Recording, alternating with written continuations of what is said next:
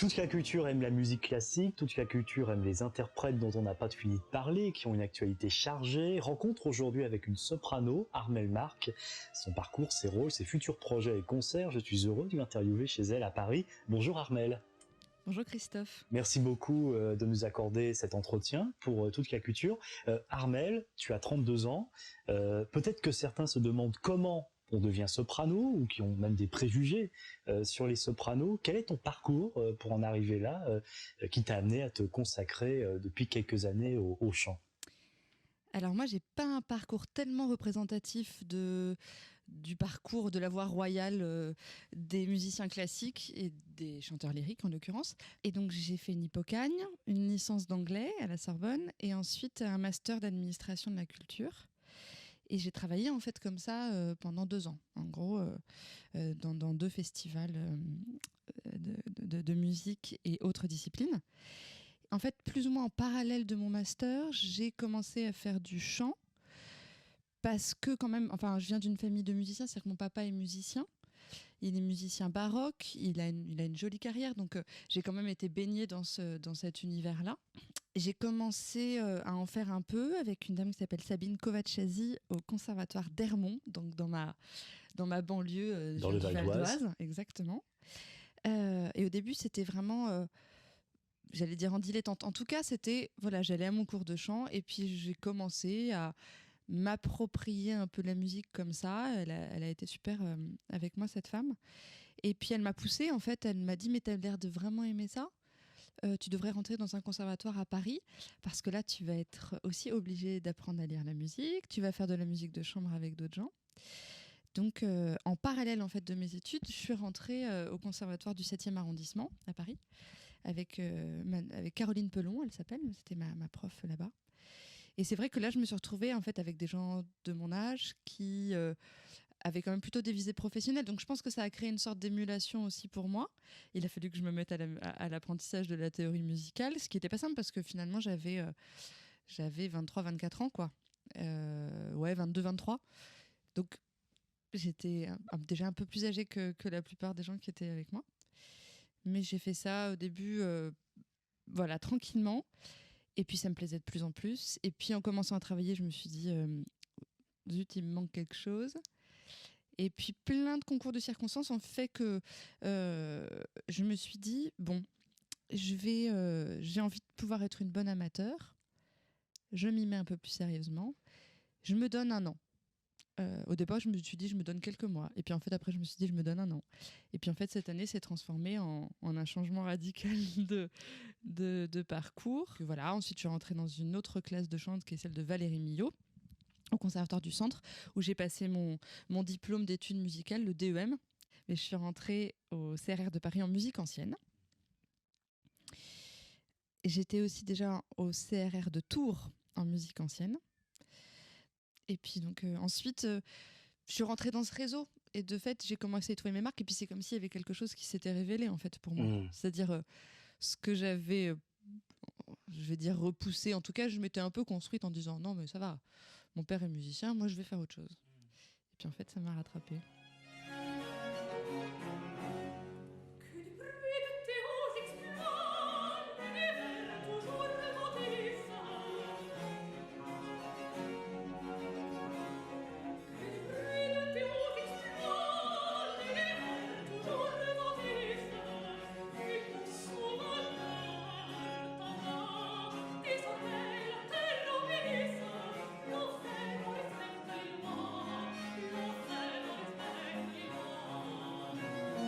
En fait, moi, j'ai eu une chance qui est que j'ai fait un stage de chant à Sablé-sur-Sarthe, qui est un stage de musique ancienne, justement. Et là-bas, j'ai rencontré un claveciniste qui s'appelle Edgardo Campos, qui vient du Chili, qui m'a dit, mais moi, j'ai un copain qui monte un ensemble amateur, mais il va monter les Vapes de Monteverdi.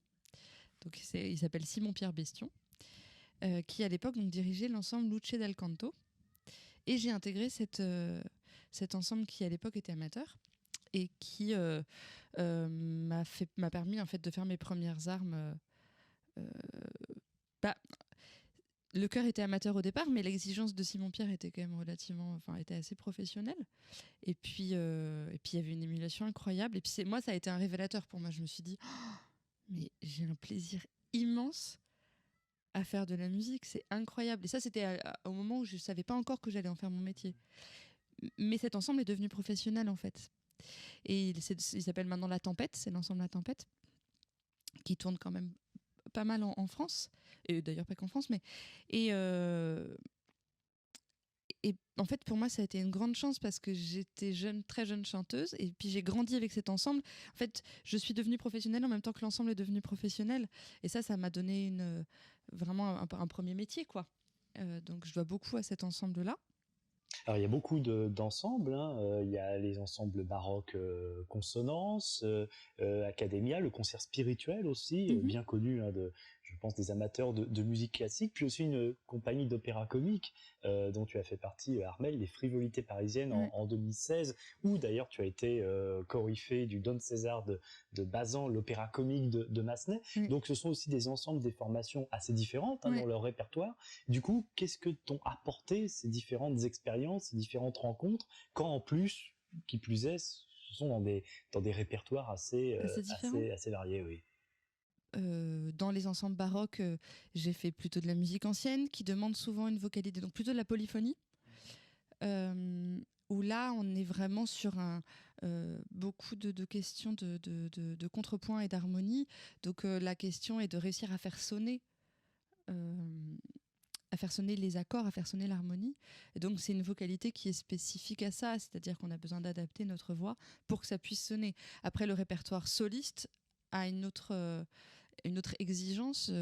Je la nivelle pas quand je dis ça, c'est juste qu'on demande autre chose. Avec les Frivolités parisiennes, j'ai abordé le répertoire de l'opéra comique. En fait, les Frivolités parisiennes, ils m'ont prise comme j'étais lauréate de leur académie en fait d'opéra comique. On a monté le Farfadet d'Adolphe Adam, et donc j'étais la soprano de ce petit opéra. On était 5 chanteurs, voilà. Et là, j'ai appris la scène comique, à jouer la comédie. Il y a pas mal de textes parlés aussi. L'opéra comique, c'est vraiment autant du théâtre que du chant, quoi. Donc ça, c'est sûr que... Et puis c'est aussi moins se prendre au sérieux. Il y a beaucoup de second degré. C'est dans toute la mouvance d'Offenbach, en fait. C'est ça, on pense souvent à Offenbach quand on pense à l'opéra comique et à l'opérette. Ça, j'en ai fait avec eux, puis j'en avais fait aussi avec un ami qui s'appelle Geoffroy Bertrand, qui a une compagnie qui s'appelle la compagnie Fortunio, qui assez vite, en fait, lui, il monte des opérettes pour lui, et on a monté plein de trucs ensemble. Et moi, j'ai aussi fait mes premières âmes comme ça. Et après, il y a tout le répertoire lyrique qui est encore un autre domaine.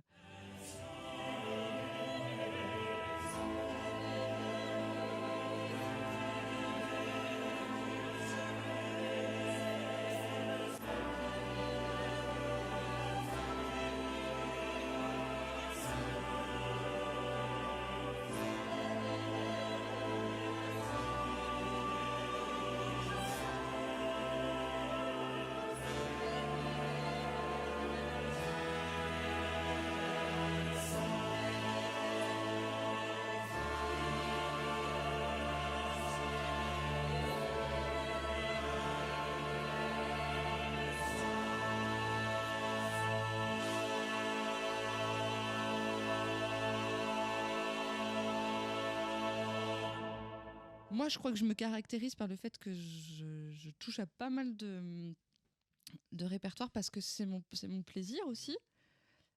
Y compris en tant que soliste, hein, il y a du Monteverdi, du baroque avec Purcell, Handel, du moderne avec Britten. Donc effectivement, c'est assez varié. Mais comment est-ce qu'on se prépare du coup dans des rôles quand même si différents ? De toute façon, il s'agit de s'approprier, j'allais dire le style. En tout cas, le style propre à chaque compositeur, c'est-à-dire comprendre un peu le compositeur qu'on est en train d'interpréter. Il y a cette première chose. Par exemple, moi, là, récemment, j'ai chanté le rôle de Blanche de la Force dans le Dialogue des Carmélites de Poulenc, donc qui est un opéra du XXe siècle, et qui en plus est très spécifique de l'écriture de Poulenc. Et en même temps, je préparais le rôle d'Orfeo dans l'Orfeo de Rossi. qui là est un opéra du XVIIe siècle. Et en fait, effectivement, le style n'est pas le même. Pas tout à, enfin, l'écriture est pas la même. Il y a eu autant de siècles de différence que voilà, autant de différence que de siècles de différence, quoi. Pour le dialogue des Carmélites, j'ai lu la pièce de Bernanos en premier. Avant de commencer à vraiment chanter le rôle, j'ai travaillé avec un comédien.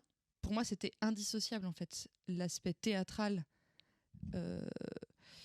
pour travailler ce rôle-là. Et puis ensuite, j'ai été travailler avec la pianiste et avec la metteur en scène. Et donc ensuite, ça se fait en répétition scénique. On se comprend, on cherche. On travaille avec un chef de chant. Le chef de chant, c'est un pianiste ou un claveciniste en musique ancienne qui va nous jouer les parties instrumentales que nous, on ne peut pas chanter en même temps qu'on chante. Donc comme ça, on a le cadre, on a la musique en fait. Et puis, il va nous donner beaucoup de conseils pour aborder la matière musicale. Donc voilà, et en parallèle, je travaillais l'Orfeo. Et l'Orfeo, c'est une autre écriture, il y a énormément de récitatifs. Donc c'est en italien aussi, donc c'est pas ma langue maternelle. Donc il faut travailler l'italien, il faut travailler les langues pour qu'elles soient le plus proches possible de nous. Aussi, on travaille la prononciation, l'ouverture, la fermeture des voyelles. Alors en plus, est-ce que c'était la même au XVIIe siècle que maintenant ? En plus, on chante une langue qui n'est plus l'italien actuel. C'est l'italien du XVIIe siècle. Et ça, c'est pareil pour tous les répertoires anciens. On chante une langue qui n'est pas la langue actuelle.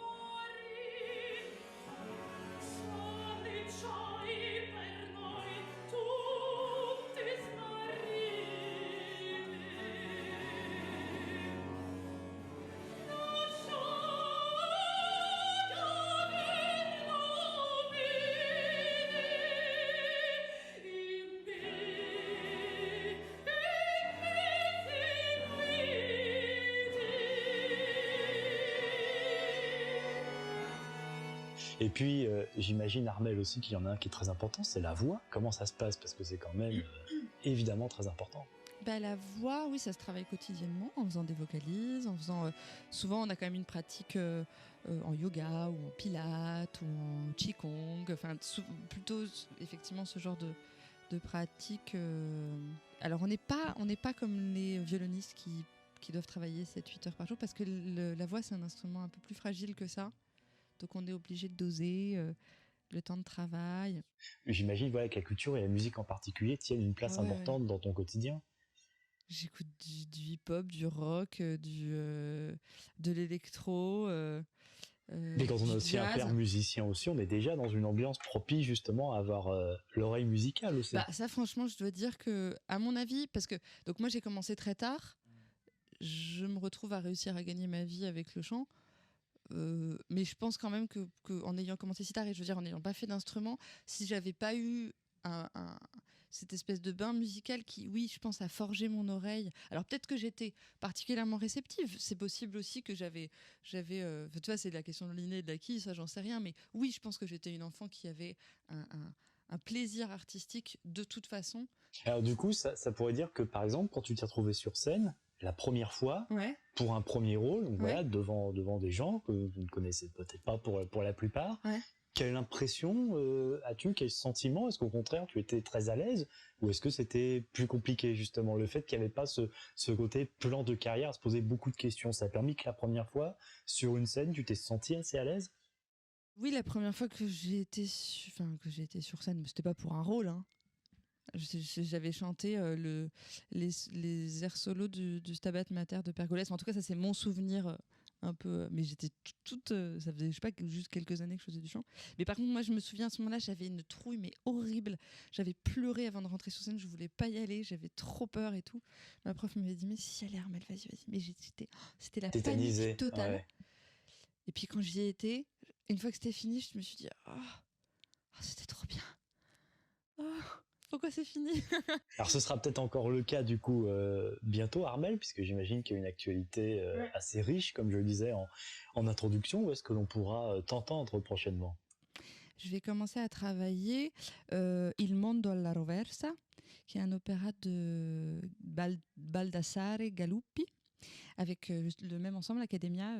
Dont on parlait tout à l'heure. Voilà, donc c'est Vincent Tavernier qui fait la mise en scène. Et on va commencer les répétitions, les premières répétitions à la fin novembre, jusqu'en décembre.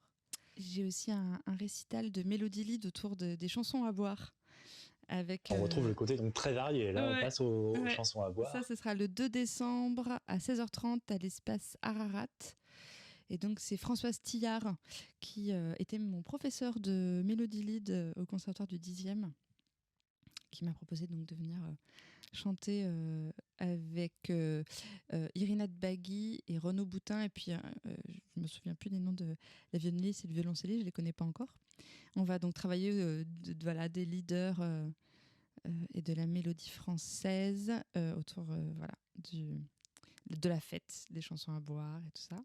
Et puis en 2019, je vais chanter Didon, le rôle de Didon dans Didon est né de Purcell, avec justement l'ensemble Consonance dont tu parlais, que dirige François Bazola. Et puis, parce que donc, cet opéra de Galuppi sera donné en février 2019 à l'Opéra d'Avignon, les 2 et 3, à l'Opéra de Reims, je crois que c'est le 13, et puis à la Philharmonie de Paris, le 15. Et puis j'ai des choses avec le concert spirituel. On fait une messe solennelle de Berlioz, j'ai un Armide de Lully aussi. Programme très chargé, donc. Ouais. Mais là, ça, c'est en chœur, tu vois. Oui, voilà, sur cette fin 2018 et 2019. Ouais. Et puis après, d'autres choses, je vais chanter dans les chœurs aussi des Indes galantes de Rameau avec Leonardo Garcia Alarcón, qui est, là, je serai dans les chœurs, voilà. Dans une super mise en scène.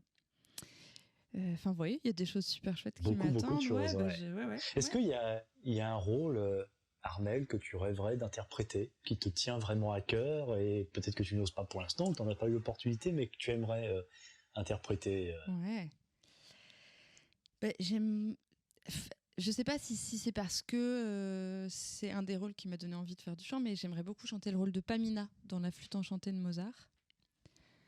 Non seulement parce que je pense que c'est un rôle qui m'irait bien si j'y arrive à bien chanter un jour. Non, mais je veux dire, beaucoup de mes professeurs me l'ont dit, et puis j'aime cette musique, j'aime cette héroïne. Je trouve ça sublime, j'ai super envie de chanter ça. Puis après, il y a plein d'autres trucs, mais ça, c'est cette chose où je me dis, si un jour j'arrive à chanter ça, je serais heureuse. Mais il y a plein d'autres trucs, je rêve de chanter des tonnes de machins. T'imagines le chant immense qu'on a, d'avoir des siècles et des siècles de musique.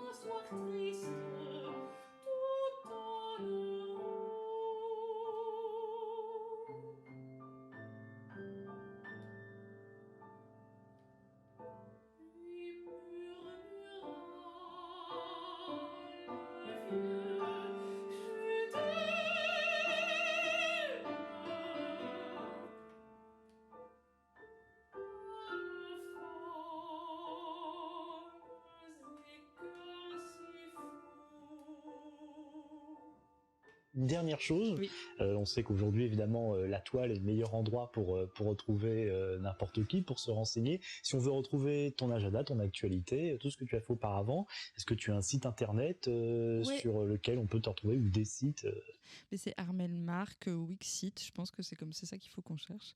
Armelle Marc Soprano. Voilà, il y a tout. sur Google et Ouais, voilà, c'est parfait. exactement. Merci beaucoup Armel. Merci à toi, Christophe.